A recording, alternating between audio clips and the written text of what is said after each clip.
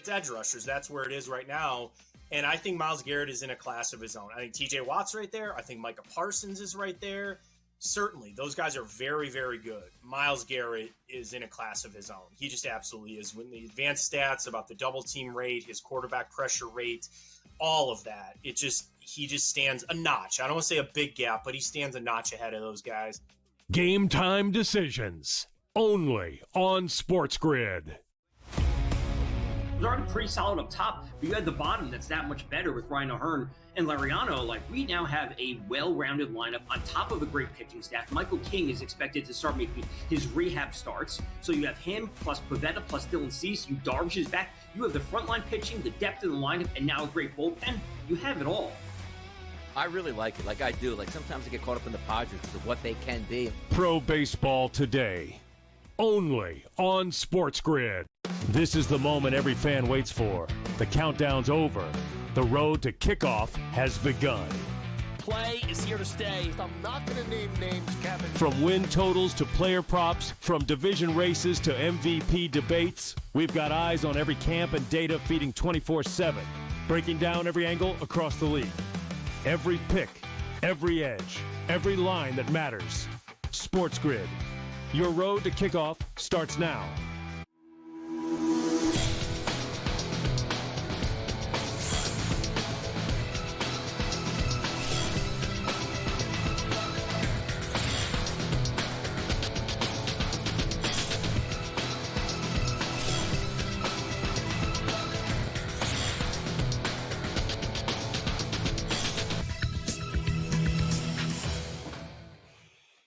Good afternoon. Welcome to NewsWire here on SportsGrid. I'm Craig Mish. NFL preseason week 1 begins tomorrow. Naturally, here on the show today, we'll get into it. We got a SportsGrid sound off talking to coaches, hearing about joint practices, and getting ready for the first preseason week of the National Football League. We'll also chop it up with Mark Zinno of SportsGrid, Sam McQuillan of Legal Sports Report, and get into the very latest going on in Major League Baseball as we get closer and closer to the postseason. But the big story yesterday is if you have the NFL Red Zone, you're going to need to watch it in a brand new location. That and a whole lot more. Very intriguing purchase yesterday as ESPN announces they are acquiring the NFL Network and other NFL League properties in the media, including the rights to the Red Zone.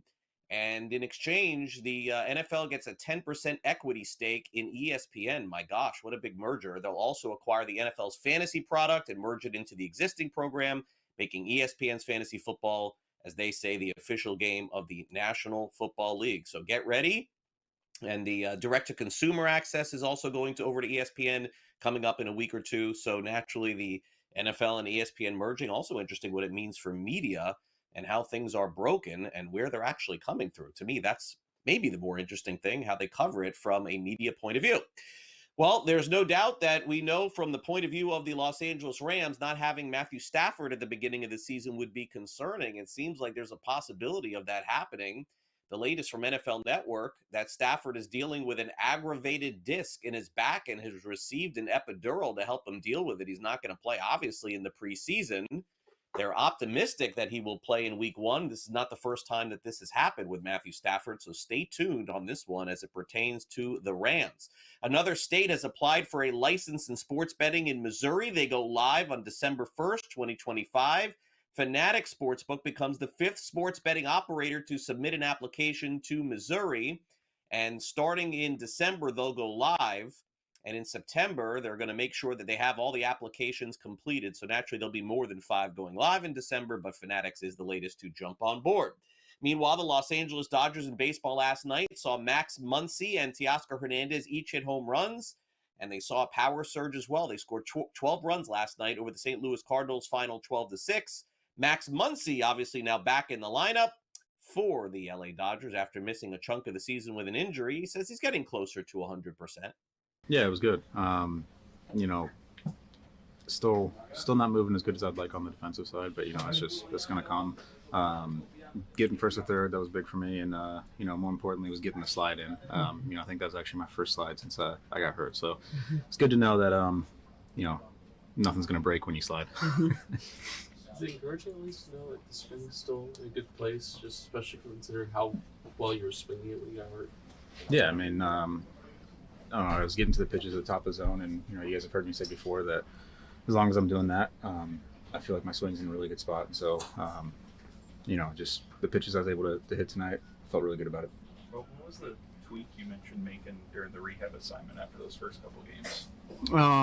It's just something that we had seen with the data showing that my hands were a little too far out over the plate. They weren't returning back to the slot they needed to. And so on the off day I had down there, I was just putting in a lot of work to try to, get those hands back to the inside, and immediately felt much better after that. Also out in the National League West, Luis Arraez had a go-ahead single, 5-run, 11th inning. Padres end up beating the Diamondbacks by a final of 10-5. Reds took on the Cubs yesterday. Zach Littell and Spencer Steer helped the Reds beat the Cubs by a final of 5-1. Here is manager of the Reds, Terry Francona, after watching his new starter pick up a win. What do you think of Littell? That's pretty good. I mean, first two guys get on. You got some really dangerous guys coming up, gets out of that. And then, it was, both the pitchers kind of fastball split. Yeah. And man, he doesn't, I think he walked 2, which is probably more than he usually does, but he got us deep into the game, put up zeros, he gave up the 1 solo. God, that was really exciting to watch. You look at his last week, he gets uprooted. He said, go back to Tampa. It's a fly to Cincinnati. Said, go to the Speedway Classic. That was a bit of a nightmare. Coming here, packed house, division game. That's pretty impressive. I had heard that he's kind of a pro's pro. In fact, somebody compared him to Nick Martinez, which in my book, pretty high praise. Yeah, he was supposed to actually go home to get his stuff, take his wife and home. That got nixed. So, his week has probably been a whirlwind. Somebody get a light there so we can see him a little better. Terry, come on. Stephen Kwan helps the Guardians get another win, 3-2 over the New York Mets. It's really been a combination of things for the Mets. Their pitching has been okay, but really the offense has been a struggle. Here's Carlos Mendoza on that. Carlos, you had the last 14 batters retired. What did you see from the offense tonight? Yeah, it seems like after we didn't capitalize on that second inning when Lindor had the bases loaded, hits a bullet up the middle, 105, I think, and they ended up making a play. After that, I think just other than Soto walk, we didn't create anything. I don't think we hit many balls hard. Lindor, he hit few of them, but we just didn't put anything together. They got us today, and we got to turn the page, obviously, because I was not good today. I know we've asked you about this at times throughout the year, but how perplexing is it to see the way that you guys have struggled consistently against lefties this season? Yeah, we got really good hitters. When you look at Lindor's numbers last year against lefties, Pete, Vientos, and then you see a night like tonight where Lindor hits, maybe 3 balls, 110, 105. Vientos had some really good at-bats. Eventually, it's going to turn, But as a whole, we're having a hard time putting a rally together and being consistent against lefties. So, again, we continue to believe on those guys. They're really good hitters, and whether it's lefties, righties, right now, they got our numbers. But, I'm anticipating this to turn here quickly. Also, one note from the National League. The Phillies announced Zach Wheeler will be pushed back to Sunday from a start on Friday with shoulder stiffness. They said he's okay, but we'll have to certainly keep an eye out on that. All right, no keeping an eye on the New York Yankees these days. You need like 2 eyes or 5 eyes or 10 eyes, but you need to close them all because they just keep losing. They lost 5 straight games now. Yesterday, again, Devin Williams blows it. My goodness, what is going on there in New York? He allows 2 runs in the 8th. But the Yankees don't score. Good news is Aaron Judge is back. The bad news is that Devin Williams is having a hard time getting one out. It seems pretty despondent on losing again. I don't really know what to say at this point, You just continue to work and keep trying to execute and, help the team any way I can. Aaron Boone calls on you there in that 8th inning, understanding the Garcia ball was pretty hard hit, but off the bat, did you expect that was going to be caught there? It's hard to expect him to catch that ball, but he got a glove on it, so he came close, but you can't expect that to be caught. Next 2 batters you walked. What do you think caused you to kind of lose the strike zone there in those moments? Yeah, I was trying to stay with my heater to Jock. I wasn't really mad about that one, set up the double play. But what really hurt me was the walk to Langford. You look at that at bat to Les, I believe 10 pitches. Just how much of a grind did that feel like? And Aaron Boone did kind of express his confidence. He had two guys warming and trying to let you get out of that inning. Yeah, he did a great job. Battling me, he was falling off everything. He won today. I'll try and get him the next time. NFL announces yesterday Jordan Addison, wide receiver of the Vikings, suspended for the first 3 games of the NFL season. Also, Keenan Allen signs a 1-year deal with the Chargers. Get ready for Shedeur Sanders' debut. People's Court Friday night, quarterback of the draft against the Panthers. Danny Burke joins us.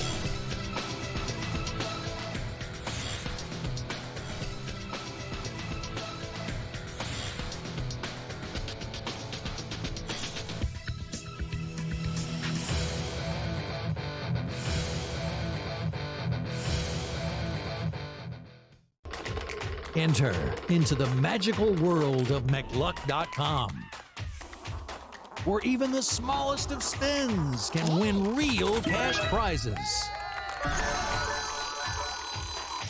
Adventure into over 1,000 of the best Vegas-style slot games. So what are you waiting for? Unlock your free welcome offer today. Join the fun where winners play and players win.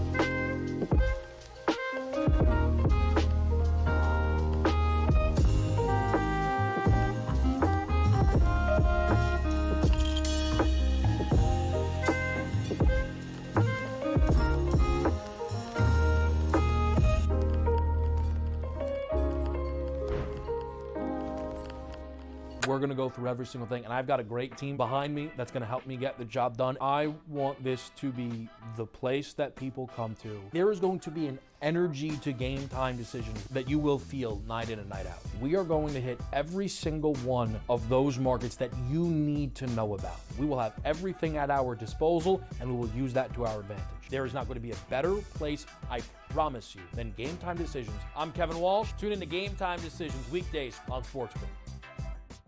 This is the moment every fan waits for. The countdown's over. The road to kickoff has begun.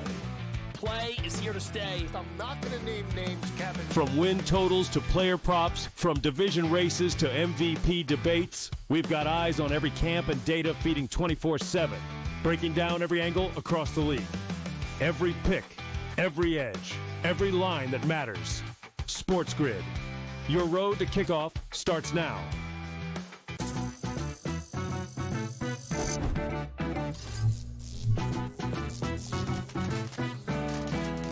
Did you know sportsbooks tend to draw up tighter bet lines for events that get even more bettors, like championship games or major matchups? My tip? Try betting on less popular sports. You might have a better shot at beating those odds. Now, go get lucky. See you in Las Vegas. Let's get lucky.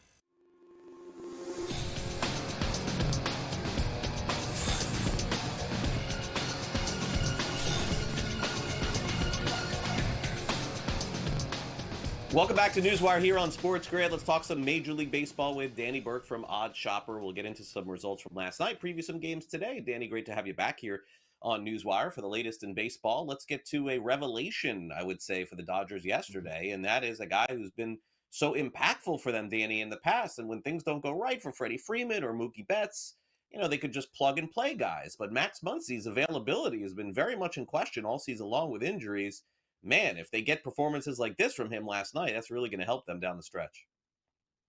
Yeah, no kidding, Craig. I mean, this Dodgers team, it's kind of funny. I've been talking about it the past week, and certainly everybody's been, clamoring about it here and there the whole season. I mean, this team is obviously stacked, right? They're lethal all throughout. But based on where the bar was set heading into the season, they're still relatively underperforming. Does that mean that, we should be concerned or look to fade them in any capacity? No, not necessarily. They're going to be fine. But yeah, this is kind of crunch time for the Dodgers in the sense of just ramping it up that extra gear as we head toward the postseason so they can get into that mode. And you saw a good example of that last night with that 12-6 dub over St. Louis Dodgers after dropping game one in the series, having some of those crucial key role players step up. For their sake, hopefully they can continue to do that going forward. And, hopefully they can do that tonight, because I do have a little bit of interest in the Dodgers with Ohtani taking the bump. Even though we're not expecting them to go too far per se, I do think they're in an advantageous spot to close out this rubber match. All right, and 4:10 Eastern is the start today. And Danny, good luck, because the Dodgers with Shohei Ohtani starting, even if he only goes, I don't know, 3 innings, minus 215 Yeah. today.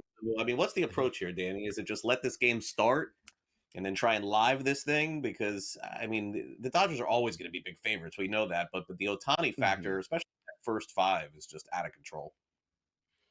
Yeah, so I'm just going with the run line here, minus 109. So yeah, that is obviously the caveat, right? Is how much Otani can do and limit the damage in his short stint, and then certainly relying on the rest of the bullpen for the Dodgers. But mainly it's kind of the offense here against Liberatore here, because I mean the Southpaw has been, he's been okay in terms of his ERA, 396, but his expected ERA at 435. His BABIP is hovering over 300, not striking out a lot of people. And over his last 5 starts, even though he's only let up about 10 earned runs, his average xFIP in that span has come out to over 6.30. So again, this guy's due for some regression, and against the Dodgers team, who again needs to kick it into that extra gear and close out the series, I think that's a good spot to do so. So that's why I like the Dodgers on the run line today. Cincinnati makes a trade, and that pays dividends for them yesterday. The Reds get another win. They're kind of, hanging around in this thing. Danny, I mean, I would hate to say that the Reds feel like that team that's the last team not to get in, Danny, but I have to feel like it's trending that way. Yeah, it just seems like it's a little too late for the Reds. Now, look, the Cubs could just absolutely keep imploding and somehow the Reds sneak up a little bit. But realistically, yeah, I'm kind of with you there, Craig. I think the Reds are just going to be that first team out, and they could carry that momentum into next year. But it did seem like they could do that toward the beginning of this entire season. And again, it's just too little too late for them. But they're putting up a strong fight against this Cubbies team that's just all over the place right now. And it seemed like it was going to be inevitable that the Cubs were going to regress, especially on the offensive side with PCA, how good he was doing. Tucker's been certainly a bit more disappointing than you would have expected. But again, you kind of thought he was going to fall down. And then the Cubs during the deadline did what all Cubs fans were expecting them to do, which wasn't much. And apparently they knew about, Soroka's injuries, and then they bring him on and now he's already immediately injured. So it's kind of a nightmare for the Cubs. It's a must win for them right now. You can't get swept at home against this Reds team. Does that mean I want to back them though? Not necessarily with Cade Horton taking the bump, who's been a roller coaster in his own right. So I'm certainly, as a Cubs fan and a better, pretty scared to back the Cubbies in this spot. Yeah, and to make matters worse for the Cubs, the Brewers are just unstoppable as they just keep winning. They're 15 games over 500. Danny, at the All-Star break, I mean, this is crazy. All right, so there's the final last night. Now, Luke, let's show everybody the National League Central odds. Danny, at the deadline, the Cubs were favored to win the Central. This was like a week ago or two. I mean, less than 10 days ago. Yeah. And the Brewers are now up to minus 185. Let me repeat. The Cubs at the deadline, like minus, not a lot, minus 110, 115. They're now plus 155. Yeah, look, all season I've been saying the ceiling for this Cubs team is winning one round in the postseason. And with that being said, I still had a lot of confidence in them to win the division. But there was the asterisk next to that, is that what are they going to do near the deadline? And clearly they didn't do enough. And this is just like classic NL Central, where the Cubs are feisty, but then the Brewers or the Cardinals, a team like that, gets really hot in the second half of the season and overtakes the Cubs' position. And we're seeing that play in real time right now. I mean, the fact that the Brewers are as hot as they are is just remarkable, Craig. And it seems like there's no stop to them, while the Cubs are obviously on the decline the other way. So I would like to say that it's worth taking a stab on the Cubbies because of that plus money price that we haven't seen all year. But again, the Cubs are just not putting anything on the table that would warrant you to wanting to do that. So there's not really any value at this point, because you certainly don't want to lay minus $1.85 or so with Milwaukee. Unfortunately, until the Cubs prove otherwise, you're kind of just staying away from these odds. But it is crazy how quick that flip-flopped, with the Brewers now a pretty heavy favorite. Yankees right now can't get out of their own way. Nothing's going right, Danny. They've lost 5 games in a row. Their win total is dropping like a rock. It was like 95, 96. Now it's 88.5. To win the East, they're huge dogs. To win the World Series, they're significant dogs. We haven't seen this in quite a while. And, listen, I know a lot of the emphasis is you can't fire the players, you can only fire the manager. And I understand that. By the way, I don't think any issue with Aaron Boone is there for me. But honestly, Danny, I don't know that, like, I correlate this to the NBA. I don't think that Mike Malone from the Denver Nuggets deserved to be fired like 2 weeks before their season ended too. So I don't know what the Yankees are going to be able to do here, but it does seem to me that they need some shot in the arm. I mean, they've been shut out twice in 4 days. I mean, this stuff is crazy. Yeah, I get what you're saying, and you're right. And it does seem like you're a little far in the year to do that. And it might be an offseason move where you get rid of Boone. I guess it really depends what the front office thinks about this team and their potential. I mean, on paper, they still have a lot of pieces, and they've clearly just been such a disappointment. And maybe that shot in the arm is necessary, but they're going to have to get some momentum. Think it's another team in a must win today, trying not to get swept. I do like the Yankees to bounce back on the money line, but long term, easy strength of schedule, but they are scary to back, Craig. Thanks, Danny, for coming.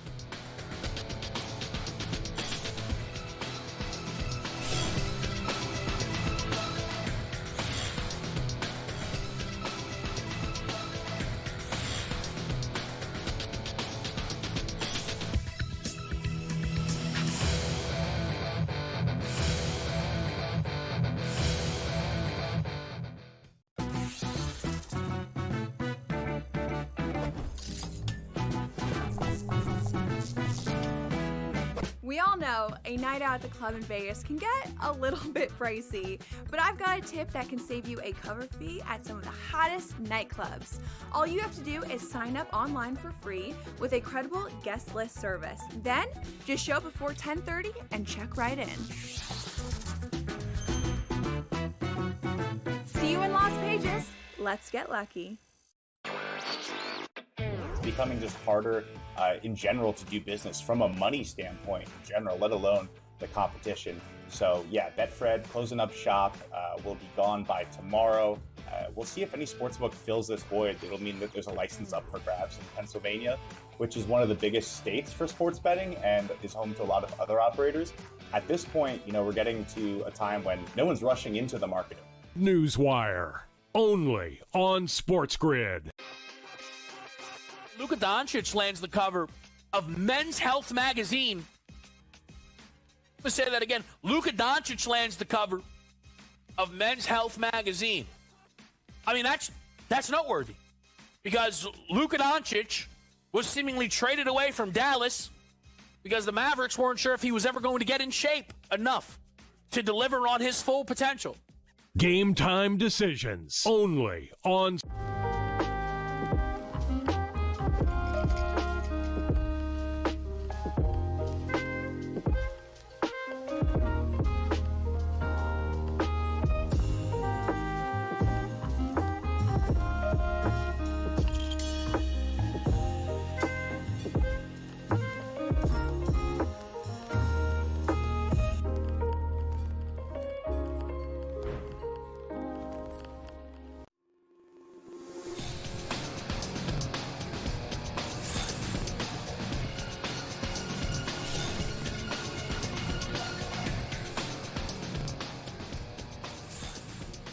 One of the big questions going into week one of the preseason is who's actually going to play. The NFL seemingly is just allowing these guys to not play at all in the preseason anymore. We will see some familiar faces. Let's see if we can get to the very latest with Cincinnati, Detroit, and the Las Vegas Raiders as we hit on the SportsGrid sound off.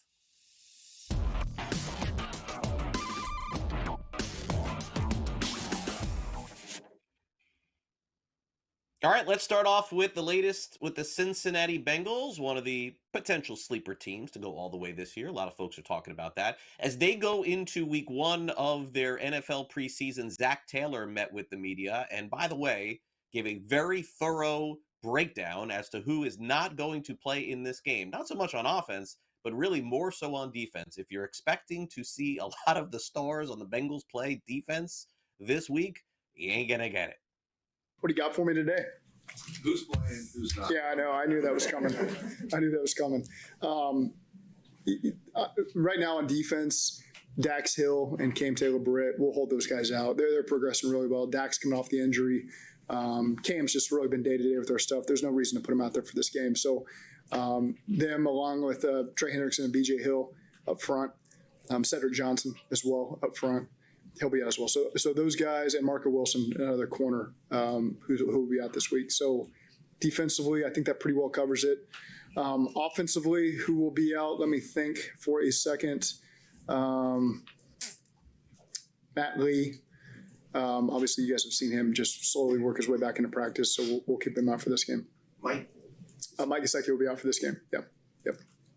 Is that serious, Mike? Do we know? No, it's right now he would be out this week. I think it'd be questionable if we were playing a game Sunday, a real football game. He'd be working back to play in that game. So I think that's the best way to phrase the status right now is he was optimistic that if we were playing a real game this weekend, he'd be able to go. So we'll continue to manage him. Whether that means we'll gear him back up next week. We're going to be really protective with Mike. And it also coincides with Noah getting back in the mix here. So it's a great opportunity for Noah to get some reps in there and integrate him in the offense and also give Mike a chance to fully recover. Meanwhile, joint practices getting ready to begin with the Dolphins and Chicago Bears. Here's Ben Johnson on what his expectations are for his Bear squad going into the practices. I want to visit with the staff tomorrow and finalize that. I need to talk to Coach McDaniel tonight and just make sure we're on the same page with what Friday looks like. We've already had those discussions, but just nail that down, and then we'll be on to the game on Sunday after that. But first things first, we're focused on this practice, and then we'll make a decision on starters and who's playing what, how long, and all that. What do you weigh when you play what you want? Yeah, well, just because you play in the preseason, sometimes you take reps away from what you'd like to do before or after the game, going into the game or coming out of the game, and so we've been very strategic with trying to maximize our reps. We felt like offensively, defensively, the amount of reps that we're getting is really what we need right now as a team, so that we're learning and we're growing. And maybe those are out on the grass under the lights. Maybe those are in a practice setting. So that's what we'll come to a decision as a staff on. Finally, we get to the Las Vegas Raiders. One of the more outspoken players on their team, of course, is Geno Smith, their quarterback. Absolutely loves being in Las Vegas and said yesterday that he really appreciates all the different weapons the Raiders have around him. I mean, just having weapons, especially the ones that we have, it's very valuable. And, for me, man, like it's about throwing the ball to the right guy, to the open guy. Never try to force the ball to a guy. Let the defense dictate where the ball goes. And so I just try to make the right reads. And we got so many different playmakers that it just, guys are showing up. It's just how it's going. But all of those guys are capable. The tight ends, the running backs, the receivers. We have a really, really special group. And I just want to make sure that I'm pushing everybody so that we can get better and continue to, progress as we go along. How have you seen Dante Thornton Jr. continue to mature as an NFL wide receiver? I think, man, like Dante, I got him right under my wing, man. Like he's one of those players who he's only scratching the surface of who he's going to be. He's got all the physical talent in the world. He studies the game like he's a true professional. He loves football. That's something that I really like about him. And then he goes out there, he makes plays. I mean, not many guys are 6'5", running a 4.3, got the hands and like the catch radius that he has. And so he's got the ability to be really special, but we got to work. And so I'm just pushing him to make sure he's working on his craft, and he's been doing a great job with that. More preseason discussion, but coming up next on the show, we've got Sam McQuillan joining us from Legal Sports Report. Is the latest with these Major League Baseball players' investigation in Cleveland to change prop betting in Ohio. Sam will weigh in when we return next. You're watching NewsWire on SportsGrid, and we'll be right back. Don't go away.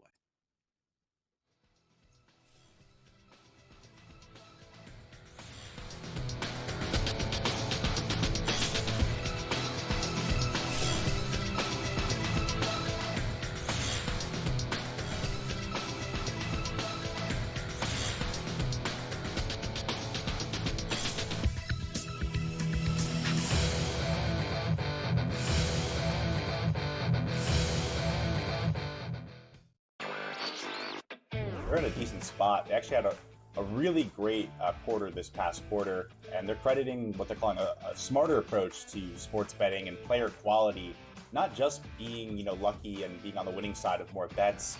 course, the past 2 quarters have been really bad for sportsbooks, which just got hammered in the NFL playoffs, and then that continued into March Madness. But it looks like Q2 is shaping up to be much better for them. NewsWire, only on SportsGrid. You want to hear a crazy stat, guys, with this Pittsburgh Pirate team? I brought this up yesterday.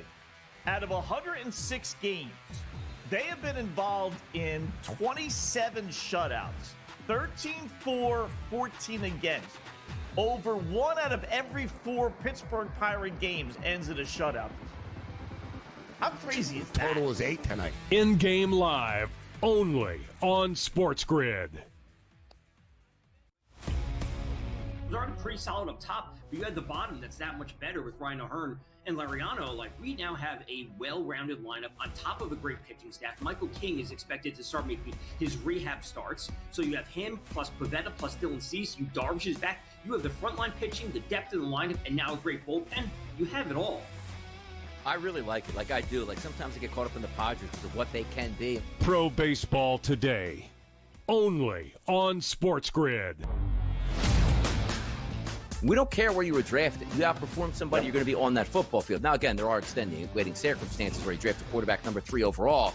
Yeah, they're going to try him out for the next 3 to 4 years, even if he's not as good as anybody on that roster. But from Shadur's perspective, that's probably the case. Tyler Huntley, Shador Sanders, Dylan Gabriel, Joe Flacco, Kenny Pickett, Deshaun Watson. There's a lot of names on that list, not a lot of good names on that list, so he can earn a job on this football team. The Early Line, only on SportsGrid.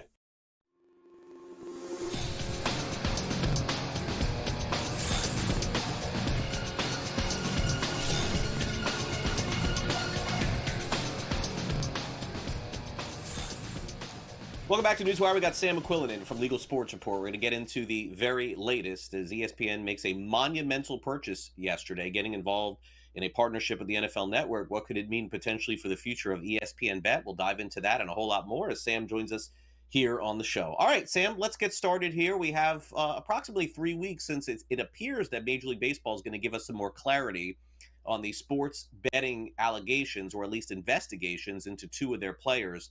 But the state of Ohio doesn't appear to be wanting to wait anytime soon. They want immediately no more sports prop betting.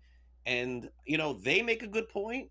I think the American Gaming Association makes a good point. Hey, if we stop this, we can't monitor it. What do you think ends up happening in the future with prop bets?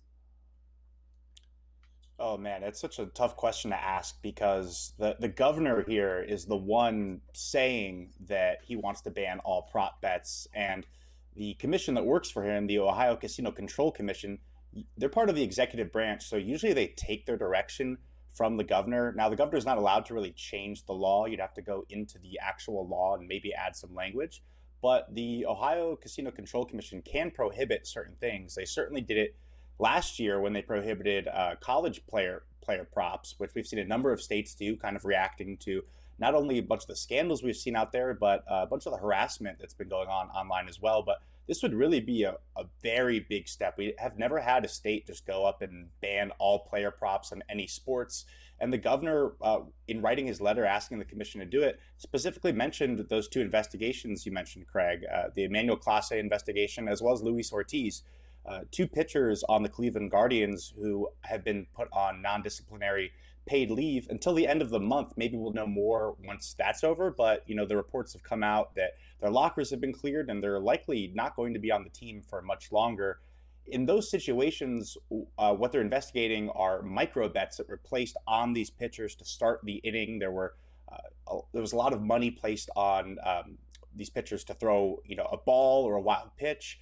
And some of the tracking that we have, thanks to legal sports betting, showed that, you know, in one case, it was like the craziest arm angle one of the pitchers had thrown on one of those pitches all year. So because we have sports betting legalized, you have these firms that monitor these kind of things and are able to flag when, you know, there's a lot of money coming in, or when this pitcher is kind of, it looks like maybe he's throwing the game or not doing something correctly. And we certainly have that with all other sports as well, not just baseball. So it's a little worrisome if you do just say you can't bet on player props at all at legal sports books.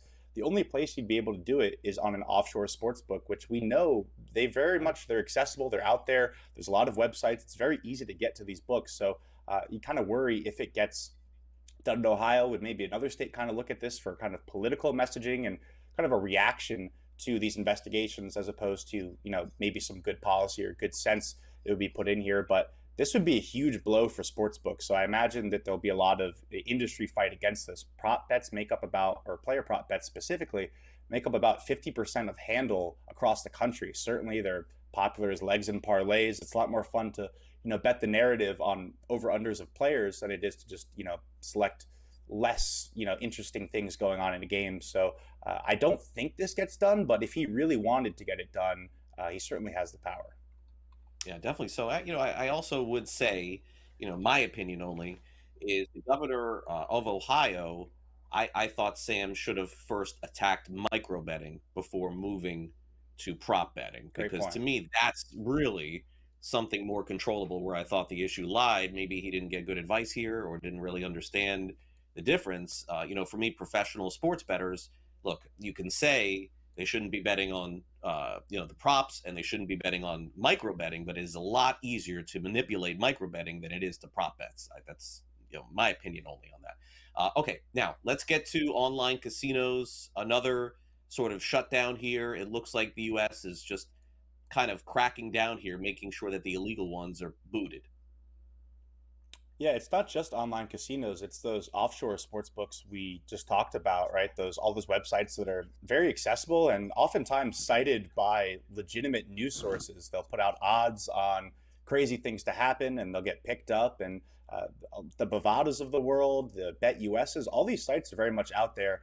And it's been on the states for the most part to crack down. Once the argument for legalizing sports betting is it's going to get rid of the offshore market, but we've seen actually the offshore market has really gotten a lot bigger as sports betting has become legalized. It's become more accessible, and so far the Department of Justice, the federal government, hasn't really done anything against these offshore sports books. So this week, 50 state attorney generals came together, all authored a letter calling on the Department of Justice to really take action and pursue criminal and civil penalties and prosecute to the full extent of the law these offshore sports books, which oftentimes are websites that are based in Costa Rica, other countries offshore. They don't provide tax revenue to the states. They certainly don't play by the same rules. So if prop bets are banned in Ohio, they definitely would not be banned on one of these websites. You could still access in Ohio. And the American gaming industry estimated that over $400 billion is illegally wagered online on these sports books, on these online casinos as well. That's about $5 billion of tax revenue that states don't get. So we're seeing really the first coordinated effort. Sports betting is very much adjudicated and regulated on the state level, but they need the federal power to prosecute and go after all these. We've seen a bunch of attorney generals send cease and desist letters. Those have worked in some cases, but really they want the DOJ to turn their attention here, and that includes seizing assets and the domains of these websites so people can't access them, and then also work with the financial institutions that sort of finance these places to block their access to capital as well. So notably, there was a couple of states that didn't sign on the letter, which I'm not quite sure why. It was Kentucky, Montana, and Texas, as well as Wisconsin. Kentucky is the only one of those states that has sports betting. Maybe the other states don't care as much. And the letter was also authored by Connecticut, Massachusetts, Nebraska, and Utah. They really took the charge on this. So we'll see if the federal government cares at all, but it's definitely pretty big news that all these attorney generals got together, because that's pretty hard to do. Yeah, agreed. All right, let's cap off here. Big news in the National Football League and ESPN yesterday, as the NFL and certainly ESPN have decided basically to package all of the NFL Network's material over to ESPN. And look, at this point, I think the commodity here is the Red Zone channel. Honestly, Sam, I think it's probably the most popular channel around, maybe even in the world, during the National Football League season.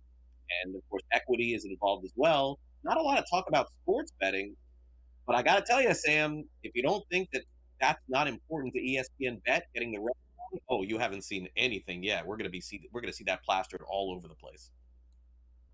Yeah, last year was really their first season where they tried to ramp up things before the season. They launched in New York, ESPN Bet, of course, and now tied right around the day that we get the news that ESPN was going to be purchasing NFL Network's assets, which, like you mentioned, Red Zone is probably the crown jewel there. ESPN Bet announced some new features. They're going to have what's called a fan center hub, which they're saying merges betting media and fantasy like never before. So that middle part, media, you have to wonder what NFL content, how is that going to be a part of it? Really important here is that this is going to be the first time that if you're an ESPN Bet user and you also play ESPN Fantasy Football, you're in a league, you're going to have bets that are served to you, custom parlays that pop up on your page that are tied to the players on your own team that you draft. So this goes back to when the deal was originally agreed upon between Penn Entertainment and ESPN. Back in August 2023, they said, we're going to have all these integrations and use ESPN's assets. It's taken a long time to get there. This is kind of the first big milestone, I would really say, in that jump. Of course, it takes people, linking and integrating their accounts. So you have to wonder how frictionless this is all going to move, but it's certainly taken some time. And football season is really going to be make or break for ESPN Bet. They have this opt-out clause next year where if they don't hit their market share goals, ESPN can just walk away. And that's something that Penn has talked about as well in terms of saving money. When they've only had 3% market share, they've really been aiming for 10 to 15. So it should be a make or break football season for both ESPN and Penn. Good stuff, Sam. As always, thanks for coming on. We'll read more at LegalSportsReport.com. Thanks for coming on. Yeah, thanks a lot, Craig. We'll take a quick timeout. Week 0 of college football, just a couple of weeks away. Mark Zinno has next.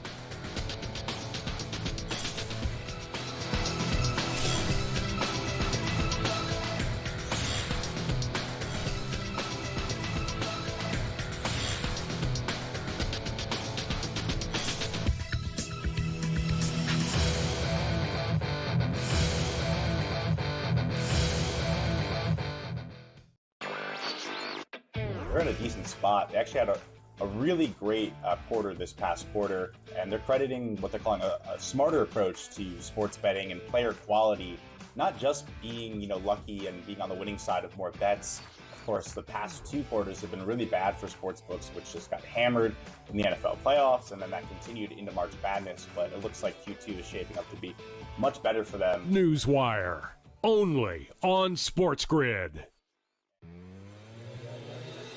You want to hear a crazy stat, guys, with this Pittsburgh Pirates team? I brought this up yesterday. Out of 106 games, they have been involved in 27 shutouts, 13-4, 14 against. Over 1 out of every 4 Pittsburgh Pirate games ends in a shutout. How crazy is that? Total is 8 tonight. In-game live, only on SportsGrid. Was already pretty solid up top, but you had the bottom that's that much better with Ryan O'Hearn and Lariano. We now have a well-rounded lineup on top of a great pitching staff. Michael King is expected to start making his rehab starts. So you have him plus Pivetta plus Dylan Cease. You Darvish is back. You have the frontline pitching, the depth in the lineup, and now a great bullpen. You have it all. I really like it. I do. Sometimes I get caught up in the Padres of what they can be. Pro Baseball Today, only on SportsGrid. We don't care where you were drafted. You outperform somebody, you're going to be on that football field. Now, again, there are extenuating circumstances where you draft a quarterback number 3 overall. Yeah, they're going to try him out for the next 3 to 4 years, even if he's not as good as anybody on that roster. But from Shadur's perspective, that's probably the case. Tyler Huntley, Shadur Sanders, Dylan Gabriel, Joe Flacco, Kenny Pickett, Deshaun Watson. There's a lot of names on that list, not a lot of good names on that list, so he can earn a job on this football team. The Early Line, only on SportsGrid.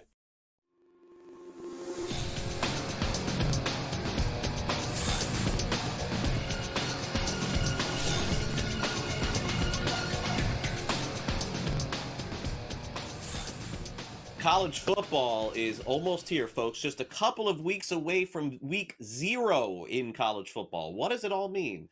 College football has several games. It's like the appetizer before the meal. The following weekend, of course, which is Labor Day, and then naturally the National Football League starts.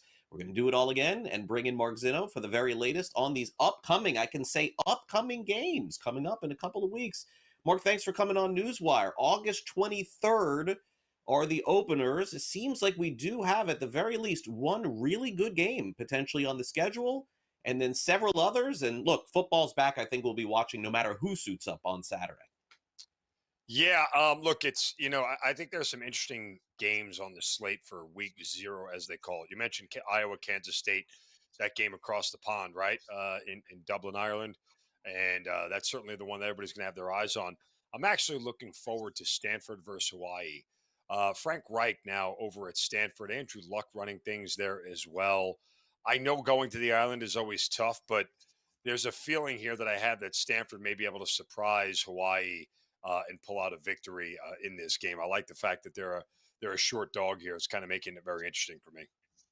Yeah, Hawaii -1.5 currently over on the FanDuel Sportsbook. Also, as Mark mentioned, we've got that Iowa State-Kansas game, Idaho State against UNLV, the debut, I believe, of Dan Mullen as the head coach there, Fresno State, Kansas, Sam Houston, and Western Kentucky. That is the rest of the schedule. One other team I wanted to just mention in college before we move on, talking some NFL football, Mark, is the Colorado Buffaloes. Certainly, we got the good news that Deion Sanders, Coach Prime, is now cancer-free and healthy going into the season, albeit has to go through a lot this offseason. Their win total is really low. It's 5.5 going into the season to win the Big 12 and even to make the college football playoff seems like such a enormous long shot. Do you think that this is more of a result of losing players like they did and, Hunter and Shedeur Sanders and some others to the National Football League, or it just simply once every few years, Colorado will be good, and then the rest of the time they'll be average, which is, a lot of teams at that level in college football. Look, I mean, arguably, you had two of the best players in college football last year on Colorado's roster, and one of those guys played both ways. So in theory, it was three players who were the best players in college football on that Colorado roster have now departed. That said, it's going to be very tough for this Colorado team to win games because here's the difference. Their defense was awful last year, but they had Shedeur Sanders and Travis Hunter to keep them in games offensively. Those guys aren't there anymore. Their defense is still going to be really bad.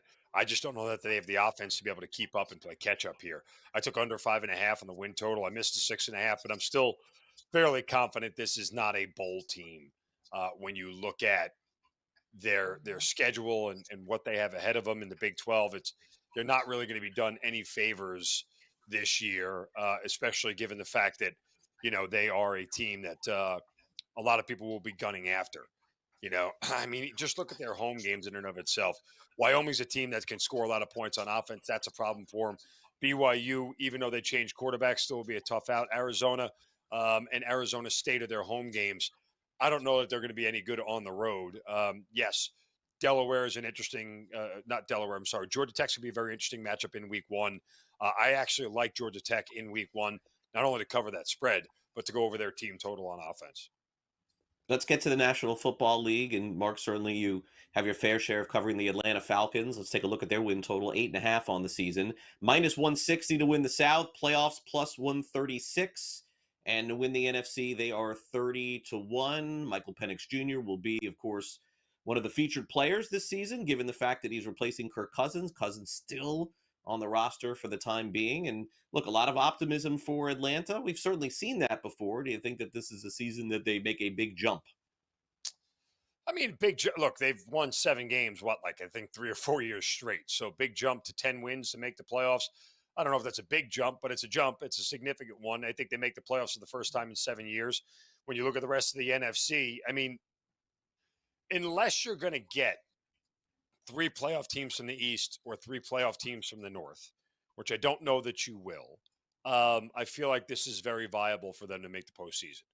I wouldn't take them to win the division. I don't think they're better than Tampa Bay, despite the fact that they've had Tampa Bay's number and been able to beat them fairly routinely. Tampa Bay is probably the better team overall. And considering they've won the division 3 years in a row, I'd give an edge to the Buccaneers here in this spot. But I think the Falcons, certainly to make the playoffs at plus money, is a worthwhile wager. Meanwhile, Bijan Robinson, certainly his props are all out, as all the NFL players are. A lot of folks are projecting maybe for him to catch the rushing title this year. Hard to beat what Barkley did last year. I don't know that we'll see 2,000 again. 1,200 rushing yards, 10 touchdowns, 8-1 to win the rushing title. Atlanta certainly handed over the keys a little bit to him last year. You think they even do it more this year?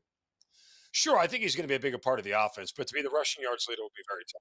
The system that he's playing in under Zach Robinson, which is the same system that the Los Angeles Rams and Sean McVay play under. It's not a very run-heavy system. Bijan will be used. Bijan will get plenty of touches, but some of those are going to be in pass catches out of the backfield. Now, if you can look for a prop over or under 2,000 yards from scrimmage type deal, that's something I think you should be worthwhile looking in with Bijan, because that's more of where you're going to see him do it. They're going to involve him in the pass game often. Yes, he'll probably have 1,000 yards rushing. Will he go over that 1,200? Could very well be. I mean, if he has a couple of long touchdown runs here and breaks him, where he has 150 yards in a couple of games this year, yeah, I think he can get over that number. But I don't think he's going to be vying for the rushing yards leader when it's all said and done. But again, when you talk about total yards from scrimmage, he'll be at the top of the league. Let's close out with the Pittsburgh Steelers. Very hard to find anybody breaking down sports betting or anything to do with Aaron Rodgers and the Steelers. Everyone seems to be going the other way. Maybe it is time, Mark, to go, to zig when everybody zags, so to speak. I mean, 8.5 is their win total. Nobody wants to bet the over there. Nobody wants to take them to win the playoffs. No one wants to bet over on any of Aaron Rodgers' props. And so, I'm looking for that sort of sliver here to say, hey, look, maybe even though it feels like they're going the other way this year, maybe we'll be wrong.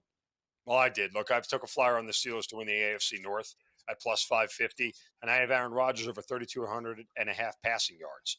That's an incredibly number. But Aaron Rodgers has to average 200 yards a game to go over that number.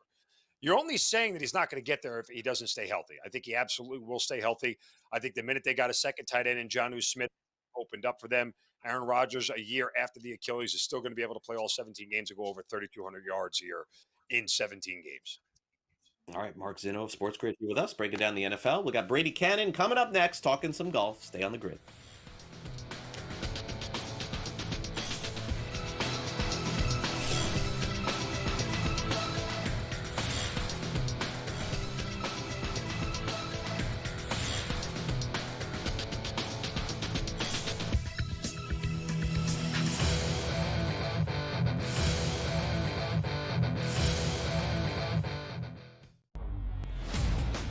We don't care where you were drafted. You outperform somebody, you're going to be on that football field. Now, again, there are extenuating circumstances where you draft a quarterback number 3 overall.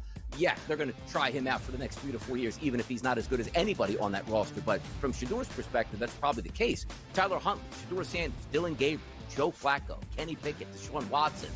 There's a lot of names on that list, not a lot of good names on that list, so he can earn a job on this football team. The Early Line, only on SportsGrid. Edge rushers. That's where it is right now. And I think Myles Garrett is in a class of his own. I think TJ Watt's right there. I think Micah Parsons is right there. Certainly, those guys are very, very good. Myles Garrett is in a class of his own. He just absolutely is. When the advanced stats about the double team rate, his quarterback pressure rate, all of that, he just stands a notch. I don't want to say a big gap, but he stands a notch ahead of those guys. Game time decisions, only on SportsGrid. It was already pretty solid up top, but you had the bottom that's that much better with Ryan O'Hearn and Lariano. Like, we now have a well-rounded lineup on top of a great pitching staff. Michael King is expected to start making his rehab starts. So you have him plus Pavetta plus Dylan Cease. You Darvish is back. You have the frontline pitching, the depth of the lineup, and now a great bullpen. You have it all. I really like it. Like I do. Like sometimes I get caught up in the Padres of what they can be. Pro Baseball Today, only on SportsGrid. This is the moment every fan waits for. The countdown's over. The road to kickoff has begun. Play is here to stay. I'm not going to name names, Kevin. From win totals to player props, from division races to MVP debates, we've got eyes on every camp and data feeding 24/7, breaking down every angle across the league. Every pick, every edge, every line that matters. SportsGrid. Your road to kickoff starts now.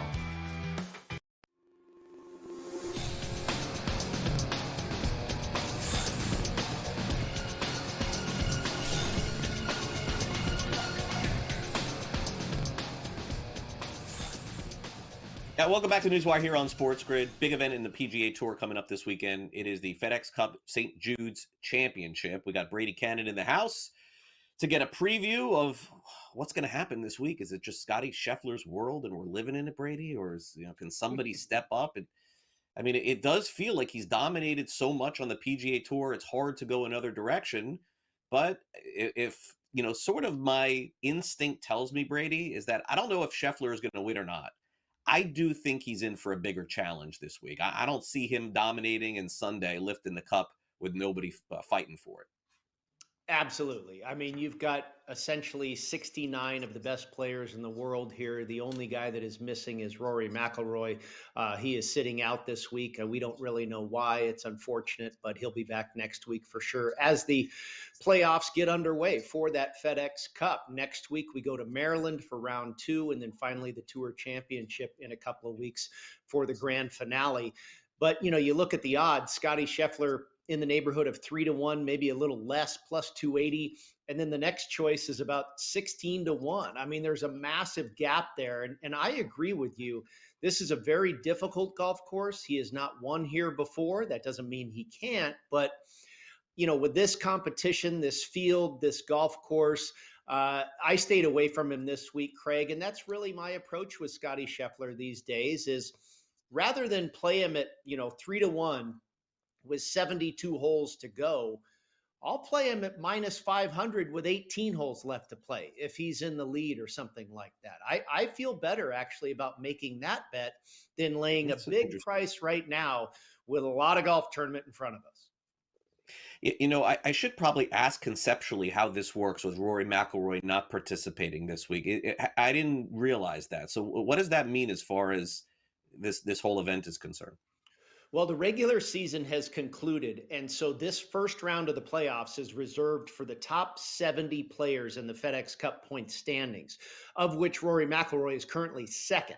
So he's qualified for this. He'll be in next week, and he's probably already a lock to be in the finale, where the final 30 will be in in Atlanta at East Lake Golf Club for the Tour Championship, where he's won a couple of times before. So he's not going to be eliminated or anything like that. His standing in the points list is just fine.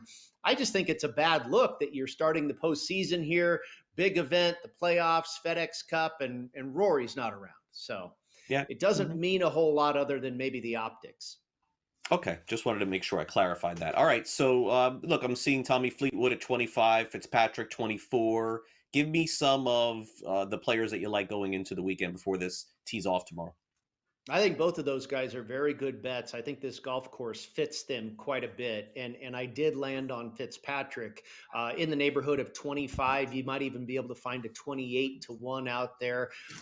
He has been absolutely red hot, 4 straight top 10 finishes and 5 top 10 finishes in his last 8 starts. He's currently 12th in the European Ryder Cup standings. So he is really trying to make that push to make that team. Of course, that competition coming up less than a couple of months from now. Fitzpatrick, and I don't know if he's ready to cool off yet because of that carrot being dangled about that Ryder Cup spot on that team. So I like Fitzpatrick, the way he's going. He's finished as high as 5th here before. Ben Griffin at 40-1, another guy that's been absolutely red hot, hits it straight, hits greens in regulation. That's basically who I'm looking for this week. Harris English at 45-1, another guy with a magic short game that hits it straight off the tee, has done well here at this golf course in the past. Maverick McNeely, who we haven't heard from in a while, but quietly has been playing very good golf, and I think this course sets up well for him. Got him at 50-1. JJ Spawn, we know a magical year, a career year for JJ Spawn. He's done very well at this golf course in the past. And again, fits the profile, great approach play, good short game, hits greens in regulation.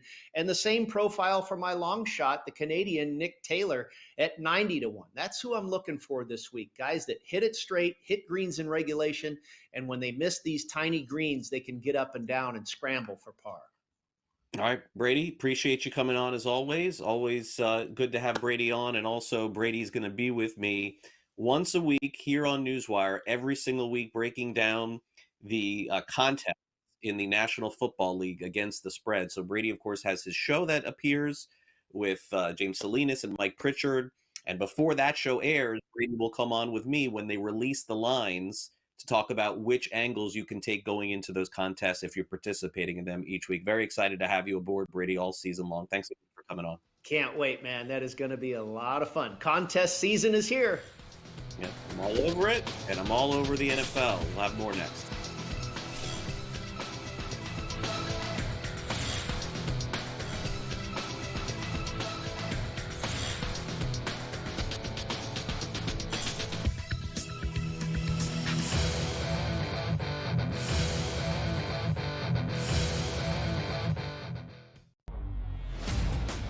We don't care where you were drafted. You outperform somebody, you're going to be on that football field. Now, again, there are extenuating circumstances where you draft a quarterback number 3 overall.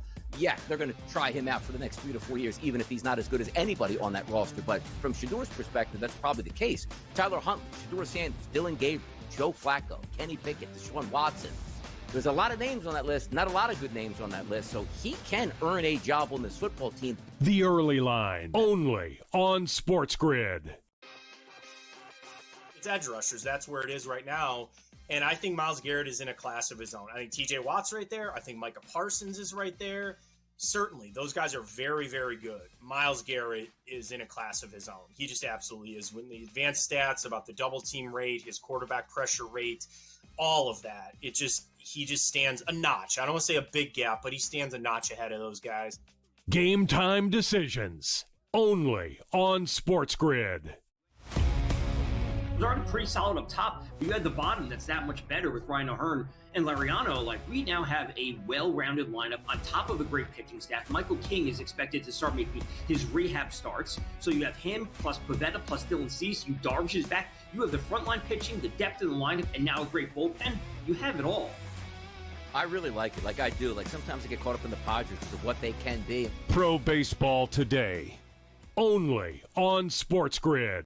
This is the moment every fan waits for. The countdown's over. The road to kickoff has begun. Play is here to stay. I'm not going to name names, Kevin. From win totals to player props, from division races to MVP debates, we've got eyes on every camp and data feeding 24/7, breaking down every angle across the league. Every pick, every edge, every line that matters. SportsGrid. Your road to kickoff starts now.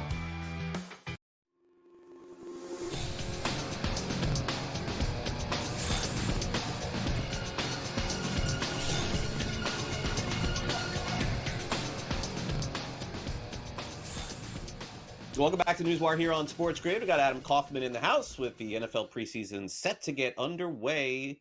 I guess it did kind of with the Hall of Fame game. I don't know. It feels like tomorrow is like the first day of preseason games. We're going to get into that a little bit and talk about the reality as to where we're at in the National Football League.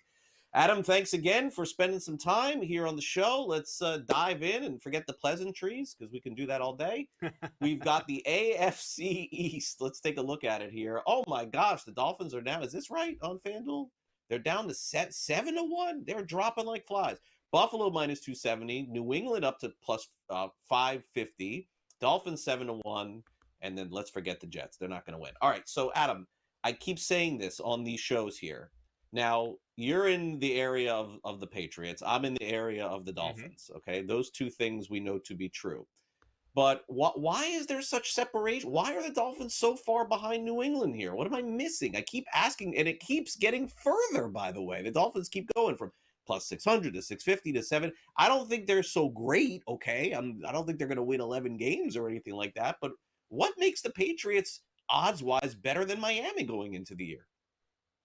So I think this is kind of multifaceted. If we're looking at the Dolphins specifically, you have a team that, for one, has been heading in the wrong direction for now multiple years. Mike McDaniel obviously enters this season really on the hot seat. Never mind the fact that they don't know what the future of Tua Tagovailoa is going to be in Miami. Really, like, is he the guy that you want to continue to build around for years and years to come when he struggles? And I don't want to look, I know technically a concussion is a brain injury, but when we talk injuries in football, we sort of leave concussions out of the conversation a little bit because those are a little bit more situational, a little more by chance. But I do think that there is a valid concern surrounding Tua that has existed for years now as to whether he can stay on the field for an entire season, be it a injury to the body, neck below, or obviously these issues that he has had with concussions. And you add to that the fact that the offensive line has really been an abject disaster recently. The defense has its questions. Tyreek Hill is in a situation where he is still, after asking out at the end of last year and basically demanding to be traded and quit on his team toward the end of the season in that final game, he's now back and trying to, as Tua has talked about, make amends and repair relationships and earn the trust back and all of these things. These are big, major comments to make of your number one receiver. And, so I think Miami is just the odds are what they are because this is a team that is littered with question marks in terms of, what possibility they have of resembling even what they were last year when Tua did miss the kind of time they had, and they, for a second straight year, won 9 games, failed to, make the playoffs, all of this stuff. Whereas the Patriots, they're like this shiny new toy. Everyone is excited, and when I forget people in Foxborough, Patriots fans, that obviously is an animal in and of itself because people are so hungry for this football team to be good again. I mean, in a national sense, the betting community is excited about Mike Vrabel. You got a real head coach now replacing Gerard Mayo, who was wildly in over his head. You have a real offensive coordinator in Josh McDaniels, who has had so much success in New England in that role. So long, Alex Van Pelt. There was already a belief in Drake May. Now you have a number 1 receiver, if he's healthy enough to resemble what he was in the past, in Stephon Diggs. You have, certainly a top 10 level defense, maybe even top 5 if things break right, including an all-pro last year in Christian Gonzalez, who's dealing with a little bit of an injury right now. And all of that, Craig, is coupled with the fact that if we pull it up, the Patriots' schedule is an absolute joke. It is the second easiest schedule in the entire NFL. So while I don't think anyone looks at New England as a threat to overtake Buffalo and prevent the Bills from winning a division for a 6th straight year, they do look at it and say, man, they're better than the rest. They're better than Miami. They're better than the Jets. This is a team that has a real chance of being a wild card team and winning, 9-10 games. Yeah, that schedule comment is the one that I really hadn't factored in. I have to take a much closer look at that because, again, that, obviously if that is the case, then that does make sense. But I'm going the other way still. I do think that it's a year too soon for New England. I think Miami finishes ahead of them. That's just me. Okay, so let's take a look at Drake May real quick. Any of the props? I don't know if you like these, but we've got a long shot here if he throws more than 30 touchdowns at almost 5-1. We've got passing touchdowns at 20.5. That's not a lot if he has a good year. The yards, you never know with this stuff. And 32.75, that's the number there. That's if he plays 17 games. That can come in. But to me, I guess the one that I look at are the passing touchdowns. Over a 17-game period, he just has to have 3 times, right? Or 4 times. That's not a lot.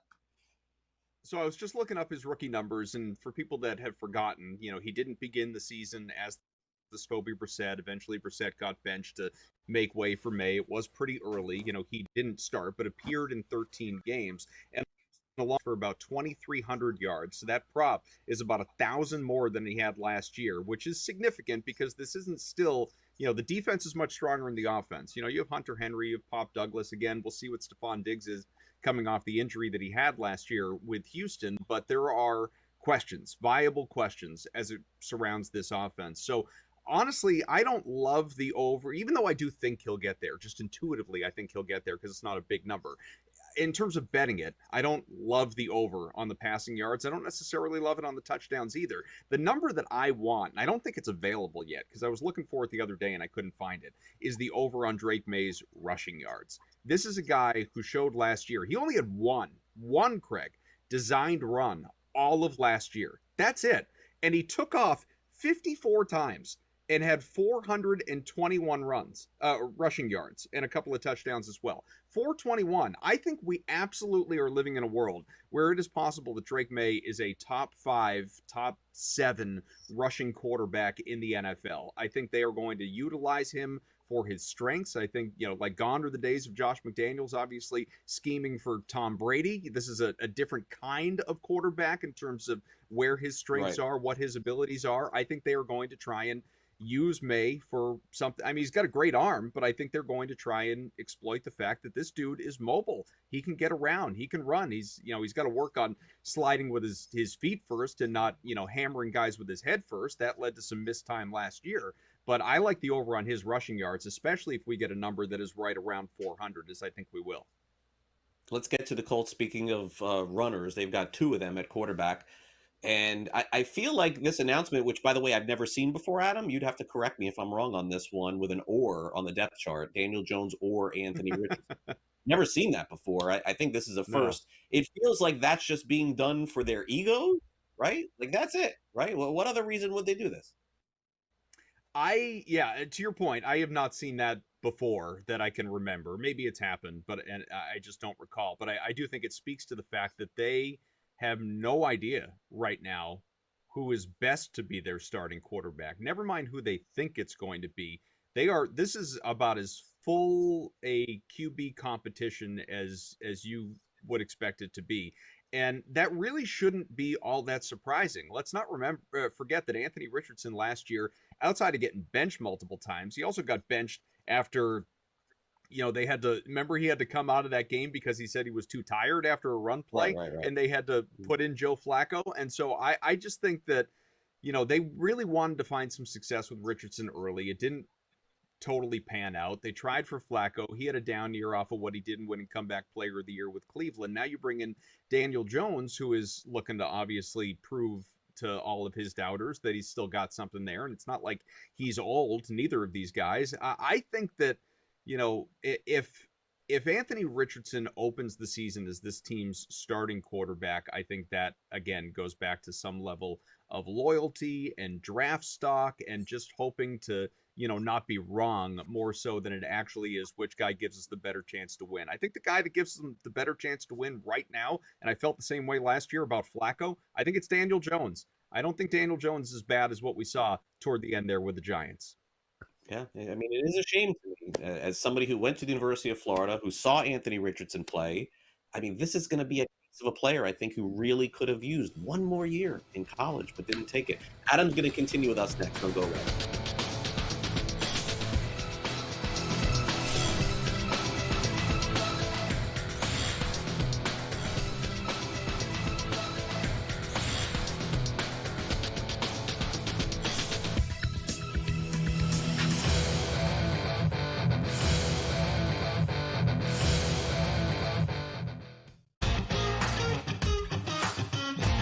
Just more and more smoke, leading to the fire that is Keegan Bradley being on this team as a player.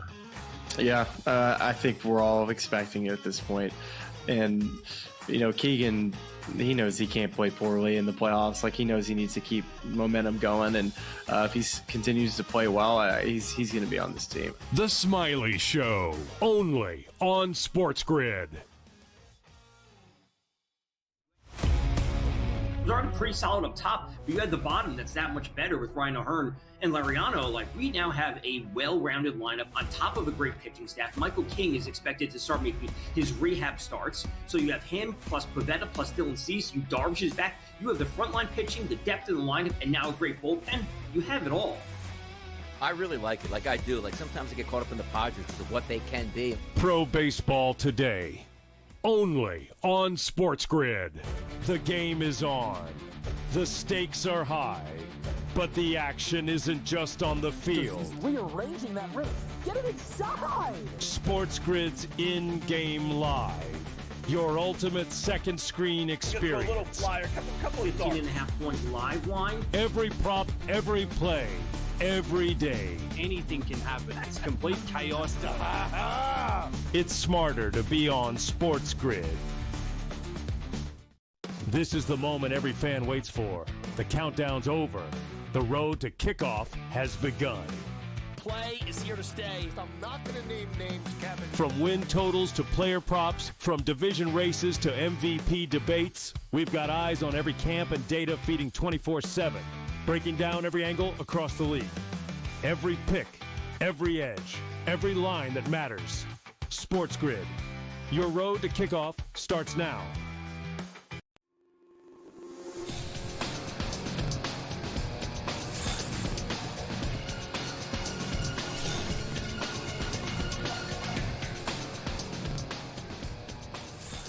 We've got Adam Kaufman back with us, diving into some National Football League odds here on this edition of NewsWire. Let's dive into the NFC East, Adam, if you wouldn't mind, for a few minutes. And while the Washington Commanders try to get Terry McLaurin back, they sit at plus 220, which is as short odds as they've had to win this division in how long? I don't even know, Adam. I'm going to guess 15 years. Plus 220. Philly minus 140. Dallas has fallen back to plus 550. Giants in sort of a transition rebuild kind of year, whatever you want there. The Eagles, on paper are the best team in that division, and they should be. Washington gave them a run for their money and were a big surprise last year. Do you think that the Eagles can pull off a repeat for the division this year, Adam?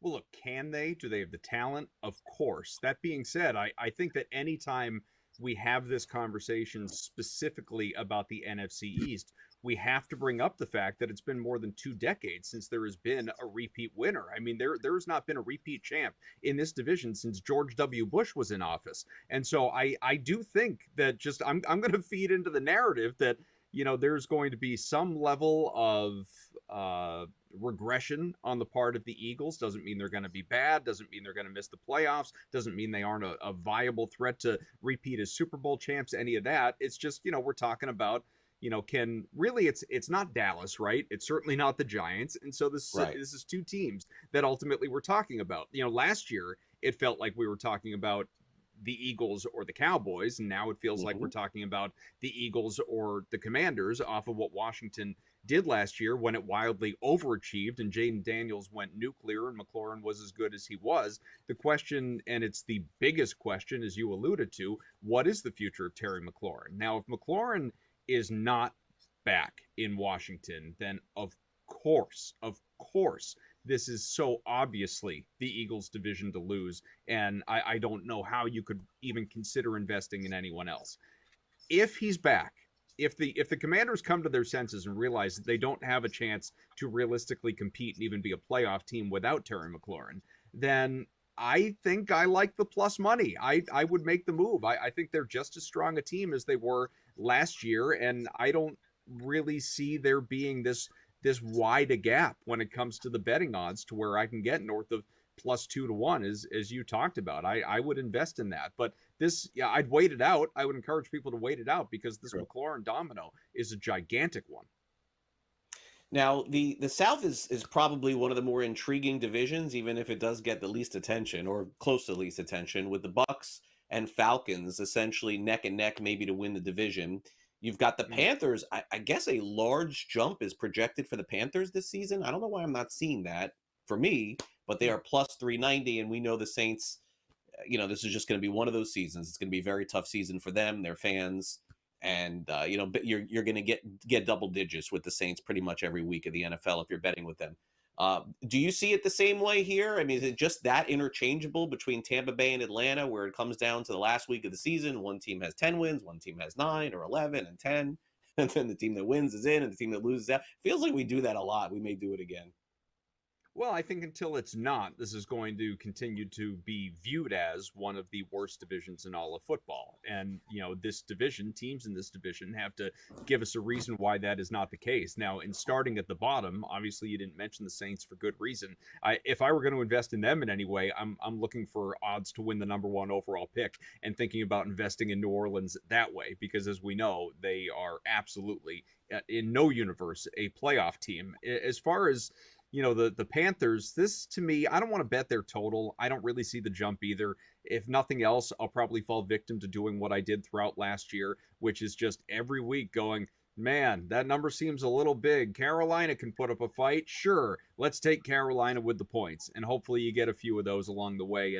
And it you know, for a while it was a money train, then it turned into a money pit, then it swung back the other way. So you have to kind of be willing to ride that roller coaster with Carolina if you want to invest. But I just don't believe in Bryce Young, and he has given us no reason to believe in him, nor that coaching staff, quite frankly. As far as those other 2 teams, I need to know, you know, Chris Godwin was such a major blow, obviously, for Tampa last year when he went down. He was having a tremendous season. You know, what's he going to look like when he comes back, and when is he going to be back? You know, these are big questions there for Tampa Bay. And, you know, but like we know what Baker Mayfield's going to be. We believe even at his, you know, increasingly advanced football age, what Mike Evans is going to be and that offense. But losing Liam Cohen, you know, who is viewed as something of an offensive guru, because obviously he's in Jacksonville now. What is that going to do to the dynamic of the offense for that team? I think that matters. So for me, you know, I know they're both plus money, but you're talking about plus 105 for Tampa versus plus 210 for Atlanta. I really liked what we saw last year toward the end of the season out of Michael Penix, and I certainly believe in Bijan Robinson. And, you know, I think enough out of I don't know why. Maybe I'm dumb, but I think enough out of Kyle Pitts to, potentially rebound. I think they have some other good pass catchers in that offense. I think the talent there is good for Atlanta. I think this is the team that, to me, should win the division with the question marks that Tampa has. Let's close it out. People who cover the Bears, Adam, the reporters, now again, always grain of salt with this, are saying that the practices have been really intense, even more so than the previous regime, and maybe even going back to when Lovie Smith was the coach there. Okay, they are 6-1 to win the division in a very tightly contested odds mark here. Minnesota plus 280, Green Bay plus 230. I guess in order for something to change, you have to believe that Detroit takes a step back at some point this season. I know that's not the popular pick. The popular pick is it's time for Detroit to take the step forward, go to the Super Bowl, win the Super Bowl. One of the two things is going to happen this year. I think anything less, would you say, Adam, than Detroit getting to the Super Bowl is a failure, I think. Anything less than that. I'm glad with the Bears that we're not spending another year talking about, what color nail polish Caleb Williams is wearing, and we can just focus on the football, because I do like the Bears, not to win the division, but I think there's a lot of talent there on that team that I was high on that team last year as far as win overs and didn't get there, and they were a big letdown. I'm looking for a rebound performance with all that talent around him this year. But to your point about the Lions, I think, after what they did last year and all that talent and all that returning talent, I think anything less than a Super Bowl appearance should be deemed a failure, especially with that conference being wide open in my mind. And oh, by the way, we're not getting Minnesota doing what it did last year with Sam Darnold, with J.J. McCarthy. That guy's a bust waiting to happen. Adam, thanks again. Have a great rest of your week. Appreciate you coming on the show. You bet.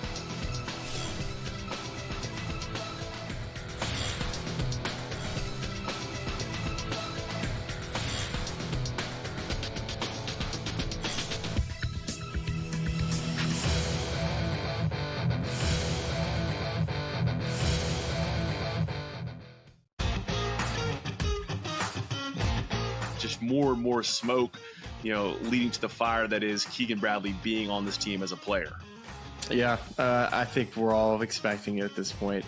And, Keegan, he knows he can't play poorly in the playoffs. Like, he knows he needs to keep momentum going. And if he continues to play well, he's going to be on this team. The Smiley Show, only on SportsGrid. Was already pretty solid up top, but you had the bottom that's that much better with Ryan O'Hearn and Lariano. Like, we now have a well-rounded lineup on top of a great pitching staff. Michael King is expected to start making his rehab starts. So you have him plus Pavetta plus Dylan Cease. You Darvish is back. You have the frontline pitching, the depth in the lineup, and now a great bullpen. You have it all. I really like it. Like, I do. Like, sometimes I get caught up in the Padres for what they can be. Pro Baseball Today, only on SportsGrid. The game is on. The stakes are high. But the action isn't just on the field. He's rearranging that roof. Get it inside! SportsGrid's in-game live. Your ultimate second screen experience. A little flyer, couple of 18.5 points live line. Every prop, every play, every day. Anything can happen. That's complete chaos. It's smarter to be on SportsGrid. This is the moment every fan waits for. The countdown's over. The road to kickoff has begun. Play is here to stay. I'm not going to name names, Kevin. From win totals to player props, from division races to MVP debates, we've got eyes on every camp and data feeding 24/7, breaking down every angle across the league. Every pick, every edge, every line that matters. SportsGrid. Your road to kickoff starts now.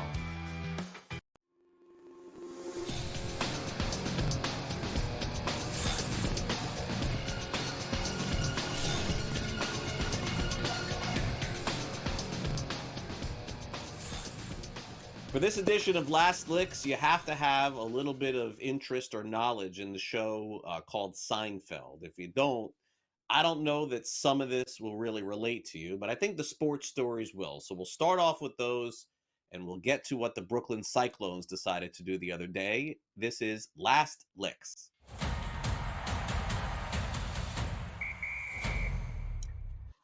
All right, we'll start off with King James, LeBron James. Now, you see that jersey there? That's him with the Los Angeles Lakers. You may remember once upon a time when LeBron James was, yes, winning championships, he did it with the Miami Heat.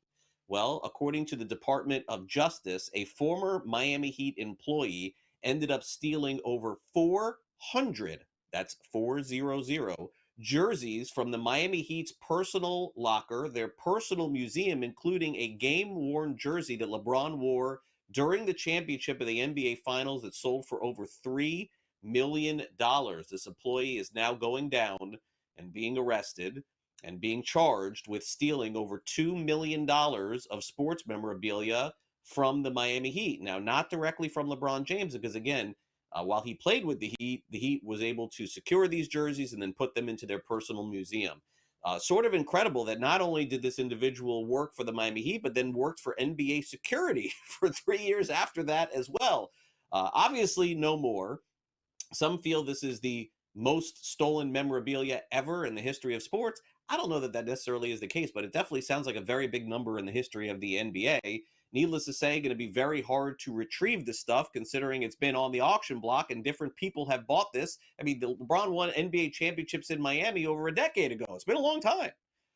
So we'll see if they're able to get some of this stuff back. But needless to say, this individual has been caught, will not be working for NBA security or any other team anytime soon. Speaking of memorabilia, this is always a fun story when it happens. And it happened when I was at the game last night between the Miami Marlins and Houston Astros. The Marlins have a young player who was called up after the trade deadline. His name is Jacob Marcy. Marcy ended up hitting his first career home run yesterday. And for those unfamiliar with this, it is then the job of somebody within the organization to go get that baseball back so the player can have it. It's the first home run ball. Now, Marcy may be a good player, a great player, a superstar in Major League Baseball. Who knows? But for the time being, probably a little-known player in baseball. So he ends up hitting the home run yesterday at Lone Depot Park. And where does the ball go? Oh, thank goodness. It lands in the dugout of the Houston Astros. So simply put, all the member of the Astros has to do is take the ball, hold on to it. Someone retrieves it from the Marlins and gives it back to Marcy. That's not what happened. A player on the Astros took the ball and threw it into the stands. Not only did he throw it into the stands, but he threw it to a fan that was wearing a Houston Astros jersey who had no interest whatsoever in the Marlins. Yikes. Well, good news. They were able to speak to the fan that roots for the Astros and get that ball back and get the ball back to Jacob Marcy. And it was tweeted out yesterday, as you can see. But this happens a lot, more often than you know. Remember years ago, wasn't it Pete Alonso who threw a ball into the stands when somebody got their first hit or something like that? I honestly, I'm going to keep it real. I don't know how you can have less awareness as a Major League Baseball player as to what's going on in the game to take the ball and throw it into the stands. Like, do you not know who's up or what's going on in that game? I don't know who did it exactly. I'm going to try to find out. Maybe I'll mention it here on the show. All right, finally, let's end with this. Now, here's the Seinfeld reference. For those of you who are, let's say, 25 years or younger, you're just into streaming, like you're streaming the show. You may have not watched Seinfeld or know what it is. But once upon a time, Seinfeld was the #1 show on television. It's just true. And they had a character on the show that her character's name was Elaine, Louise-Dreyfus. She was on the show and she popularly did one of these terrible, terrible dances that was very popular when the show was on. And the Brooklyn Cyclones decided to have a night to honor that. So they did. In fact, you went onto the field last night and you did your best Elaine dance dressed as her in character. And you ended up winning a prize. And so a really funny minor league appearance happened yesterday. If you want to go check it online. For those of you not familiar with the show, maybe this is a good education for you. But Seinfeld still does stream and does very well in reruns, which they show all the time. You can find it all day long on a lot of different channels. All right, that'll do it for the show today. Thanks to all of our guests here on the show, which would include Mark Zinno and Adam Kaufman and Brady Cannon for coming on the program. Also, thanks to our director, Luke, and for my producer, Frank, I'm Craig Mish. Guess what's back tomorrow? The NFL preseason. We'll have a full slate of previews when we return on our Thursday edition of NewsWire. Have a great rest of your day. See you then.